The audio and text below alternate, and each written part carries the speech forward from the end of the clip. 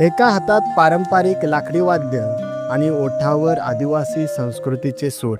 ज्या सुरांनी पालघरच्या जंगलातून थेट राष्ट्रपती भवनापर्यंतचा प्रवास केला. भिकल्या धिंडा, ज्यांनी वयाच्या अवघ्या 8व्या-10व्या वर्षी हातात तारपा धरला.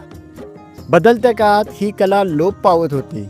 लोक पाश्चात्य संगीताकडे वळत होते, पण भिकल्या धिंडा यांनी मात्र आपल्या पूर्वजांचा हा ठेवा काळजाशी जपून ठेवला.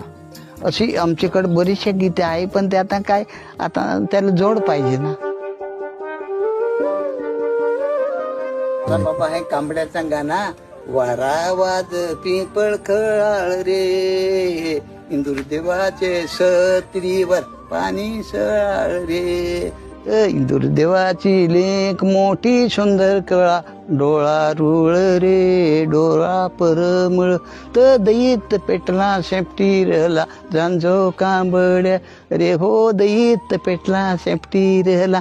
म्हणजे डवऱ्याने इडी केली, ती आखी ओढली आणि त्याचा शेपटी रहला ते टाकला, म्हणून त्याचा गाणं असा सांगत, जांदो जे जांजो कांबड्या, नंदईत पेटला शेपटी रहला, जांजो कांबड्या. म्हणजे इडी आखी पेटली आणि त्याचा कोसा राहिला, त्याला सांगत शेपटी. अशी गाणी कांबड्यावर सांगायची, तसे नाचकाम करायच्या. अशी आमच्याकडे बरीचशी गीते आहे, पण ते आता काय, आता त्याला जोड पाहिजे ना.